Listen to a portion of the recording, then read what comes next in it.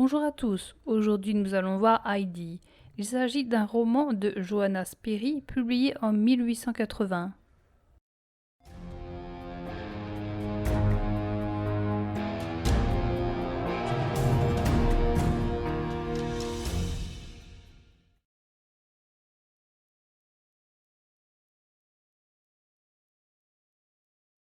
Une femme, Dete, et sa nièce, une petite fille de 5 ans qui s'appelle Heidi, quittent leur village de Mayenfeld pour aller dans la montagne. Elle passe par le hameau de Dörfli où elle rencontre une femme nommée Barbel. Dete veut laisser la fillette chez son grand-père qui s'appelle le Vieux de l'Alpe. Barbel devine qu'une cohabitation entre le grand-père et Heidi sera difficile car le vieil homme est rustre et sauvage. Dete ne peut pas faire autrement car elle a obtenu un travail à Francfort et elle a besoin d'y aller sans enfant. Barbel pose à Dete des questions sur le vieil homme. Dete profite du fait qu'Heidi soit en retrait avec Pierre, qui a 11 ans et qui est le chevrier, pour lui dire la vérité. Le grand-père provient d'une famille plutôt aisée. Après avoir perdu une somme au jeu qui a amené sa famille dans le dénuement, il a disparu. Entre-temps, le grand-père s'est marié et sa femme est décédée. Il est revenu dans son village avec un fils nommé Toby qui s'est marié avec Adélaïde, la sœur de Dete. Toby a été tué à cause de la chute d'une poutre lors d'une construction. Sa femme est morte du choc causé par la mort de son mari. Suite à ces événements et aux reproches qui lui ont été faits, le grand-père s'est installé dans la montagne. Dete et sa mère ont recueilli Heidi qui avait alors 1 an. Dete estime qu'il est du devoir du grand-père de s'occuper de sa petite fille maintenant. Barbel s'arrête au chalet de la grand-mère du chevrier où vit également la mère de Pierre et Pierre. Le travail de ce dernier consiste à emmener dans la montagne les chèvres des uns et des autres lors de la journée et de les ramener le soir venu. Quand Heidi vient vers Dete, la tante remarque que la petite fille s'est délestée de ses vêtements qui lui tenaient trop chaud. Dete envoie Pierre chercher les vêtements laissés plus bas et elle lui dit de les rapporter au chalet du Vieux de l'Alpe. Arrivé au chalet, Dete laisse la petite fille sur les bras du grand-père alors qu'il n'a manifestement pas envie de garder l'enfant. Dete redescend bien vite de la montagne. Le grand-père fait visiter à Heidi le chalet où il y a peu de choses. Heidi choisit de dormir dans la fenière. Son lit est fait de foin et de toile, et un sac de toile lui sert de couverture. Au déjeuner, ils mangent du fromage et du pain et ils boivent une tasse de lait. Durant l'après-midi, le vieil homme nettoie les tables et il fabrique une chaise de la taille d'Heidi. La petite fille passe son temps à suivre le vieil homme. La nuit tombe et Pierre revient avec les 2 chèvres du grand-père. Au dîner, Heidi mange du pain et boit une tasse de lait. La petite fille s'endort rapidement. Le grand-père monte à la nouvelle chambre d'Heidi pour voir si la fillette a peur du vent qui fait craquer le chalet, mais elle dort paisiblement. Heidi se réveille et le grand-père lui propose d'aller au pâturage avec Pierre. Pour cela, le grand-père donne au jeune garçon de la nourriture pour la petite fille. Heidi est alors en plein ravissement face à la nature. Pierre donne à la fillette son déjeuner qui est plus gros que le sien. Heidi lui tend un bout de sa part. Grâce à Pierre, elle fait la connaissance des chèvres. Elle empêche une chèvre de se faire fouetter par Pierre qui a eu peur que l'animal tombe dans un précipice. Heidi est émerveillée par le coucher de soleil durant lequel les montagnes semblent prendre feu. Elle revient chez elle et elle demande à Pierre de revenir le lendemain. Elle rapporte au grand-père des fleurs qui étaient fraîches quand elle les a cueillies sur l'alpage mais qui ont fané depuis dans son tablier. Elle lui demande pourquoi l'épervier a crié quand elle était avec Pierre. Il lui répond que c'est parce que cet oiseau se moque des gens d'en bas qui vivent groupés dans un village. Heidi demande les noms des montagnes. Elle dit à quoi elles ressemblent et son grand-père lui donne leurs noms. Heidi se promène tout l'été avec Pierre. Le grand-père l'en empêche à l'automne quand le vent est fort. Pierre alors s'ennuie sans son ami. Heidi tire du contentement face aux 2 situations. Quand la neige tombe et recouvre l'herbe, Pierre ne promène plus ses chèvres, il va à l'école. Après plusieurs jours de neige, Pierre n'a pas vu Heidi et il se rend chez elle. Le grand-père l'invite à manger. Pierre dit à Heidi que sa grand-mère l'invite à venir chez elle.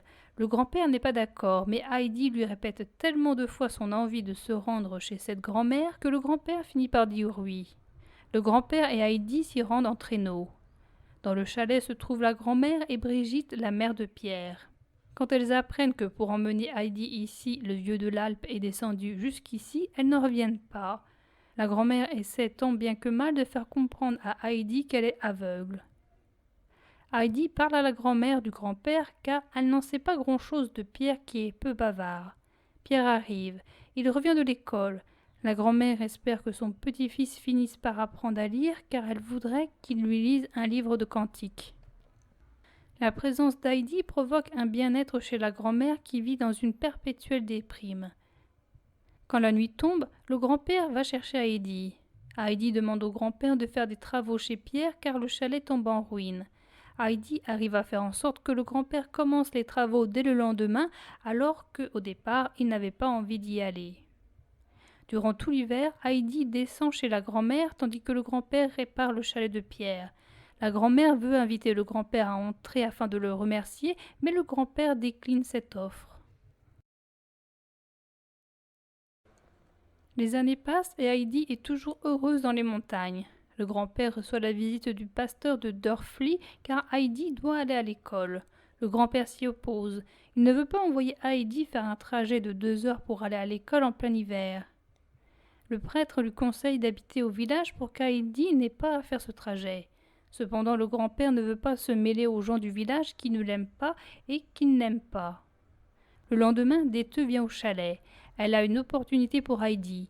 Elle connaît une famille à Francfort qui recherche une compagne pour une fille paralysée. Dete imagine que sa nièce sera heureuse là-bas. Le vieux de l'Alpe n'a pas envie de laisser partir l'enfant. Dete lui dit que s'il ne le fait pas, elle saisira les tribunaux qui pourraient faire remonter de vieilles histoires qui le concernent. Le vieux de l'Alpe décide de laisser partir Heidi, mais il demande à ne plus voir du tout Heidi. Dete emmène Heidi si vite que la fillette n'a pas le temps de dire au revoir à la grand-mère. Pierre, qui a été témoin de la scène, raconte ce qui vient de se passer à la grand-mère. Dete fait entrevoir à Heidi la possibilité de retourner ici quand elle le voudra. Elle finit de la convaincre en disant que Heidi pourra ramener à la grand-mère du pain blanc de Francfort.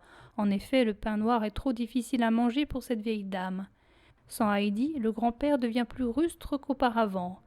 Le départ de la petite fille rend la grand-mère triste. Elle aimerait entendre encore une dernière fois la voix d'Heidi avant de mourir. Heidi arrive à Francfort dans la maison de M. Sessman, qui est absent à cause de son travail. Elle rencontre Clara, une petite fille infirme qui a 12 ans. Elle rencontre également Mademoiselle Rottenmeier qui dirige la maison, ainsi que les domestiques, Jean le cocher, Sébastien et Tinette.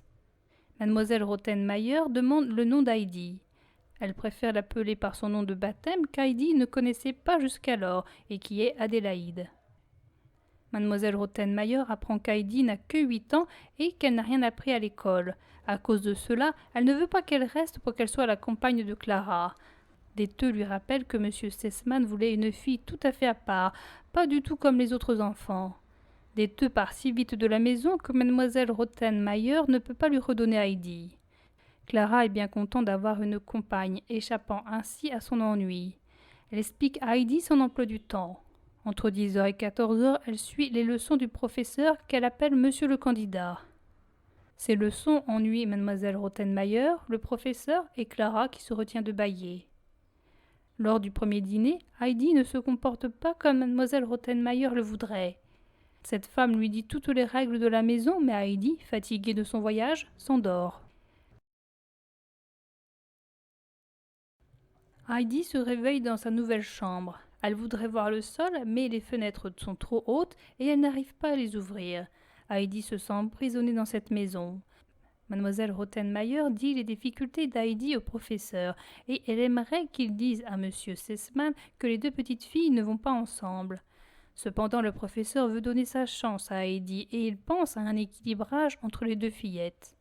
Pour son premier jour d'école, Heidi se prend les pieds dans le tapis et elle fait tomber toutes ses affaires d'école. Mademoiselle Rottenmeier la retrouve à la porte de la maison car Heidi a confondu le bruit des voitures avec un vent des montagnes appelé le föhn. Heidi demande à Sébastien de lui ouvrir une fenêtre. Montée sur un tabouret, elle s'aperçoit qu'on ne voit rien d'autre que les pavés alors qu'elle voudrait voir la vallée. Sébastien lui dit que pour cela, il faudrait qu'elle monte au clocher d'une église. Elle s'y rend de suite. Elle est aidée par un garçon qui porte sur le dos un orgue de barbarie. Contre 20 centimes, il accepte de lui montrer le chemin pour aller au clocher. Une fois arrivée en haut du clocher, Heidi ne voit que des maisons à perte de vue. À l'église, Heidi voit une chatte et ses petits. Un homme lui propose d'emmener tous les chatons jusqu'à chez elle.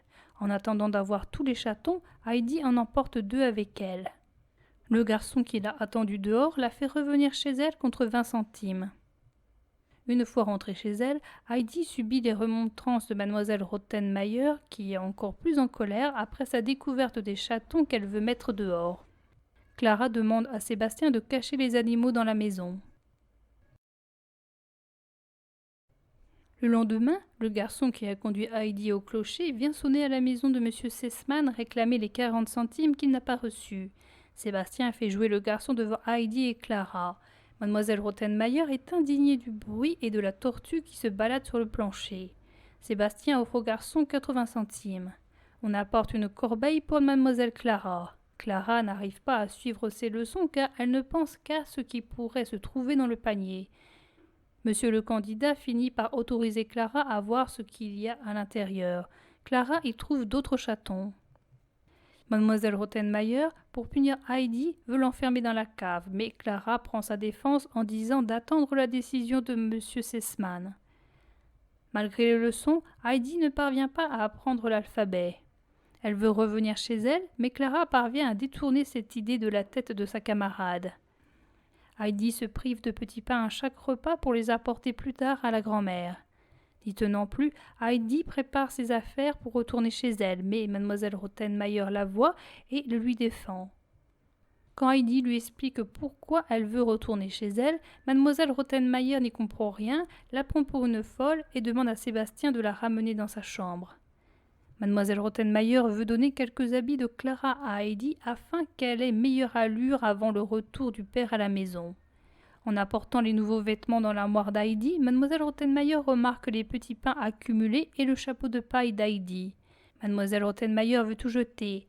Heidi pleure. Clara la console en lui disant qu'elle lui passera autant de petits pains qu'elle le veut quand elle ira voir sa grand-mère. Quand Heidi rentre dans sa chambre, elle voit sous sa couverture son chapeau de paille que Sébastien a sauvé de la poubelle. Quelques jours plus tard, Monsieur Sesman revient à la maison et il voit pour la première fois Heidi. Les 2 petites filles disent bien s'entendre. Mademoiselle Rottenmeier lui dit ce qu'elle pense d'Heidi, qu'elle soupçonne d'être folle. Monsieur Sesman interroge Monsieur le candidat et lui dit qu'Heidi a des retards causés par sa vie dans les Alpes, mais qu'elle a aussi des talents. Il interroge ensuite sa fille qui ne veut pas se séparer d'Heidi. Elle lui explique ce qu'il s'est passé durant son absence. Le père décide de garder Heidi à la maison. Il dit que sa propre mère va bientôt venir. Au bout de 15 jours, le père repart à Paris pour son travail. La grand-mère de Clara arrive à la maison des Sesman. Elle fait la connaissance d'Heidi et l'apprécie. Elle lui apporte des livres. Elle apprend de mademoiselle Rottenmeier qu'Heidi ne sait toujours pas lire malgré ses nombreuses leçons. Quand la grand-mère donne à Heidi un des livres, la fillette se met à pleurer car une image montre une prairie avec un berger accompagné de ses animaux. En interrogeant Heidi, la grand-mère apprend que la fillette n'essaie pas d'apprendre son alphabet car elle pense qu'il est trop difficile d'apprendre à lire comme le lui a dit Pierre. La grand-mère lui conseille de tester la chose par elle-même. Une fois qu'elle saura lire, Heidi pourra lire ce livre qui l'a tant émue. Heidi ne demande plus à retourner à sa maison, non pas parce qu'elle n'y pense pas, mais parce qu'elle pense que les autres vont la prendre pour une ingrate si elle en parle comme le lui a dit mademoiselle Rottenmeier. Cependant, son chagrin n'échappe pas à la grand-mère. Puisqu'Heidi lui dit ne pas pouvoir le dire à quelqu'un, la grand-mère lui dit de confier son secret à Dieu. Heidi se met à prier. Monsieur le candidat va voir la grand-mère pour lui dire qu'Heidi maintenant connaît son alphabet et qu'elle sait lire. La grand-mère donne à Heidi le livre avec l'image du berger. Heidi devient une frénétique des livres. Son histoire favorite est celle d'un berger qui a dépéri après s'être enfui de chez lui et qui est finalement retourné chez lui. La grand-mère apprend aussi à Heidi à coudre des robes pour les poupées. Elle est toujours triste et la grand-mère le remarque. La grand-mère lui demande si elle a bien fait ce qu'elle lui a demandé. Heidi a prié Dieu, mais ne voyant pas son souhait exaucé, elle a arrêté. La grand-mère lui répond que si Dieu ne l'a pas exaucé, c'est car ce qu'elle demande n'est pas bon pour elle en ce moment. Il faut qu'Heidi continue de prier. Au bout de quelques semaines, la grand-mère s'en va. Heidi lit une histoire à Clara dans laquelle il est question d'une grand-mère mourante. Heidi pense alors que la grand-mère des Alpes est morte. Elle n'arrive pas à se consoler. Mademoiselle Rottenmeier la menace de prendre son livre si elle n'arrête pas de pleurer. Heidi perd l'appétit et elle mange moins. Francfort est un lieu sinistre pour la fillette. Toutes les saisons se ressemblent et elle sort peu et seulement quand Clara peut sortir. Les gens de cette demeure ont peur de se promener la nuit dans cette maison. Ainsi, ils sont toujours accompagnés de quelqu'un pour soi-disant les aider à porter quelque chose. Une chose étrange se produit. La porte d'entrée s'ouvre toute seule la nuit alors qu'elle est verrouillée de l'intérieur. Jean et Sébastien sont mis en faction dans une chambre près de la porte pour voir ce qui se passe. À 1 heure du matin, Jean décide de voir ce qu'il se passe dans le couloir. Cependant, la flamme de sa bougie s'éteint. Il rentre vite dans la chambre et il dit à Sébastien que la porte d'entrée s'est ouverte et qu'une forme blanche a monté l'escalier. Mademoiselle Rottenmeier écrit cette nouvelle au père qui ne peut pas revenir de suite à cause de son travail. Elle écrit également à la grand-mère qui ne veut pas revenir pour cette histoire de fantôme. Mademoiselle Rottenmeier raconte son histoire aux enfants. Clara prend peur, elle ne veut plus dormir seule et elle demande son père. Mademoiselle Rottenmeier écrit une autre lettre au père en lui expliquant les dégâts que cette présence pourrait avoir sur la santé de sa fille. Le père finit par revenir à la maison. Il envoie Sébastien chercher un docteur qu'il connaît car il veut élucider ce problème avec lui dès ce soir. Tous deux guettent la nuit dans la chambre du rez-de-chaussée. Ils entendent une personne déverrouiller la porte. Ils se rendent compte qu'il s'agit d'Heidi. Le docteur accompagne la jeune fille dans sa chambre. Il discute avec elle. Elle dit rêver toutes les nuits qu'elle est chez son grand-père et qu'elle sort du chalet. Quand elle se réveille, elle se rend compte qu'elle est à Francfort. Il la questionne sur sa satisfaction d'être à Francfort et sur le chalet du grand-père. Quand le docteur revient voir le père, il lui dit que le fameux fantôme est Heidi et qu'elle a le mal de son pays. Il faut la remettre dans ces montagnes et ce, dès le lendemain matin. En pleine nuit, M. Sesman réveille tous les domestiques pour qu'ils préparent le départ d'Heidi. M. Sesman met sa fille au courant. Clara consent à laisser partir Heidi, mais douloureusement. Déteux est appelée pour accompagner Heidi chez son grand-père, mais elle dit qu'elle ne pourra pas le faire car elle se souvient des dernières paroles menaçantes du grand-père.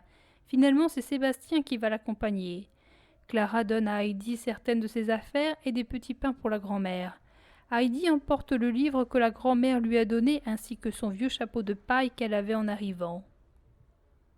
Une fois à Mayenfeld, une charrette est trouvée pour transporter Heidi et ses affaires jusqu'à Dörfli. Sébastien remet à Heidi un rouleau très pesant et une lettre. Ensuite, Heidi quitte Dörfli et elle commence à gravir la montagne. Elle rend visite à la grand-mère qui n'est pas morte et qui est heureuse de la revoir. Heidi lui donne les pains blancs. Elle laisse ses vêtements luxueux dans ce chalet afin de se montrer au grand-père telle qu'elle était avant de partir. En montant, Heidi revoit les montagnes en feu. Arrivée au chalet, le grand-père est ému de la revoir. Elle lui remet le rouleau donné par M. Sesman qui contient de l'argent pour Heidi. Pierre vient avec son troupeau de chèvres et il est lui aussi content du retour d'Heidi. La petite fille dort cette fois d'un sommeil paisible. Le grand-père et Heidi descendent au village. Le grand-père va chercher la malle d'Heidi tandis qu'Heidi va chez la grand-mère. Elle apprend que la grand-mère ne mange qu'un petit pain par jour pour faire durer le plaisir. Le problème est qu'avec le temps, les petits pains vont devenir durs. Heidi veut alors utiliser l'argent qu'elle a reçu de M. Sesman pour acheter tous les jours un nouveau petit pain à la grand-mère. Maintenant qu'Heidi sait lire, elle lit à la grand-mère un cantique. Le grand-père et Heidi remontent au chalet. Heidi pense que tout va pour le mieux dans le meilleur des mondes grâce à Dieu. Le grand-père pense qu'une fois que les gens se sont détournés de Dieu, il n'y a plus de solution pour eux. Heidi évoque la possibilité de retourner vers Dieu. Une fois de retour au chalet, Heidi lui raconte une histoire de son livre. Il s'agit d'un jeune homme qui s'est enfui de chez lui et qui a dépensé l'argent qui lui revenait et qui ensuite est revenu chez son père qui lui a pardonné.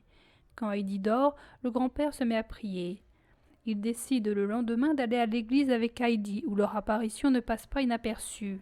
Il se dirige ensuite à la cure. Le grand-père dit au pasteur qu'il viendra s'installer l'hiver à Durfli pour que Heidi puisse suivre des cours. Les gens du village pensent alors que cet homme n'est pas aussi méchant qu'ils le pensaient. Ils se mettent à l'apprécier. Ils sont heureux d'accueillir le vieux de l'Alpe parmi eux. En remontant, le grand-père et Heidi passent à la maison de la grand-mère. Pour la première fois, le grand-père entre à l'intérieur du chalet. Il veut continuer de réparer le chalet dont il ne s'était plus occupé après le départ d'Heidi. Pierre entre. Il donne une lettre destinée à Heidi. Dans cette lettre, Clara dit qu'elle va venir l'automne prochain avec sa grand-mère. La suite de l'histoire se situe dans un autre tome publié en 1881.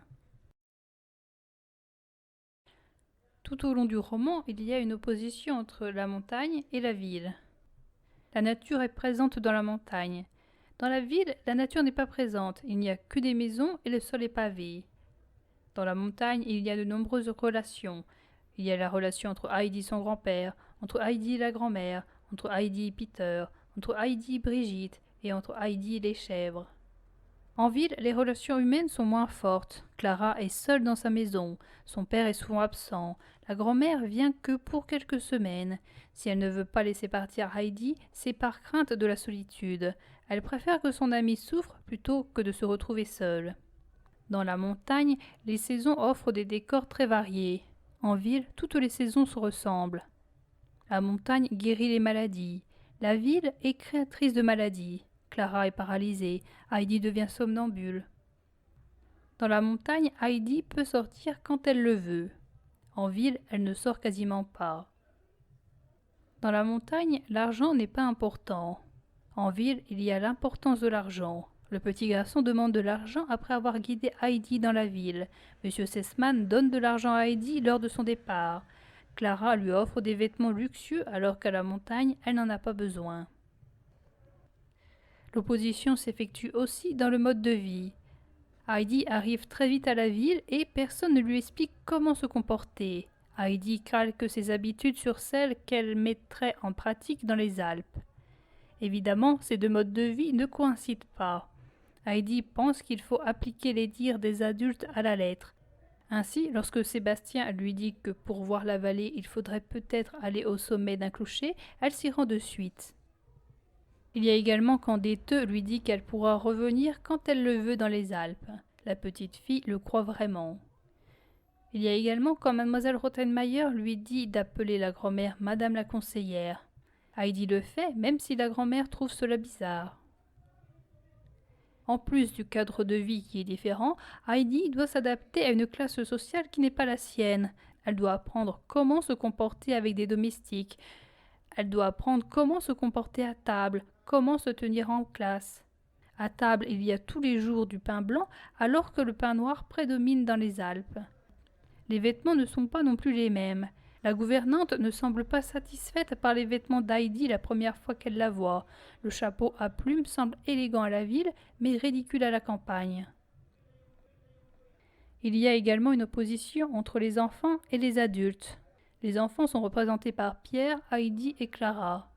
Entre eux, il y a de l'entraide. Clara fait en sorte qu'Heidi ne soit pas enfermée dans la cave. Pierre emmène Heidi à l'alpage. Il y a également de la générosité. Clara donne une partie de ses vêtements et des pains blancs à Heidi. Il y a également de la compréhension. Clara comprend mieux que les adultes les peines et les soi-disant bêtises d'Heidi. Les enfants ressentent le manque. Heidi manque à Clara et à Pierre quand elle n'est pas proche d'eux et vice-versa. Dans le monde des adultes, il y a plutôt de la rigidité. Celle-ci se voit dans l'éducation de mademoiselle Rottenmeier, dans l'apprentissage donné par monsieur le candidat. Les adultes sont inflexibles. Le grand-père veut rester dans ses Alpes et il ne veut pas qu'Heidi aille à l'école. Les adultes sont concernés par la solitude. Les grandes personnes ne semblent pas avoir d'amitié entre elles. Ils sont également concernés par l'indifférence. Par exemple, mademoiselle Rottenmeier recommande à Heidi de ne plus pleurer. Il y a également la non-compréhension. C'est le cas lorsque Mlle Rottenmeier ne comprend pas la mélancolie d'Heidi malgré ses explications. Seuls quelques adultes échappent à ses traits. Heidi s'était de nouveau assise dans l'herbe pour contempler à son aise les campanules et les hélianthèmes tout illuminés par les rayons d'or de soleil couchant. Une vapeur dorée semblait répandue sur l'herbe, et les hauts rochers commençaient aussi à briller et à étinceler. Heidi se leva d'un bond criant « Pierre, Pierre, ça brûle, toutes les montagnes brûlent, et la neige là-haut, et aussi le ciel. Regarde, regarde comme les rochers sont en flammes. Oh, la belle neige comme du feu. Pierre, regarde donc, le feu prend aussi chez l'épervier. Vois-tu les rochers, les sapins, tout brûle. » C'est toujours comme ça, répondit Pierre tout tranquillement en tressant son fouet. Mais ce n'est pas du feu. Qu'est-ce que c'est alors? S'écria Heidi qui ne savait pas de quel côté se tourner pour tout voir, tellement c'était beau. Qu'est-ce que c'est? Dis, Pierre, répétait-elle. Ça vient tout seul, comme ça, répliqua-t-il. Oh, regarde, s'écria Heidi toujours plus excitée. Les voilà tout à coup qu'elles deviennent roses. Vois-tu celle-là qui a de la neige? Et celle-là, là-bas, toute pointue? Comment s'appelle-t-elle, Pierre? Les montagnes n'ont pas de nom, répondit-il. Que c'est beau, cette neige toute rose. Oh, comme il y a des roses là-haut sur les rochers. Bon, voilà que ça devient tout gris. Et à présent, c'est tout éteint. Oh, Pierre, c'est fini. Et Heidi s'assit sur l'herbe d'un air très désappointé, comme si tout était réellement fini. Ce sera la même chose demain, dit Pierre. Lève-toi, il faut partir.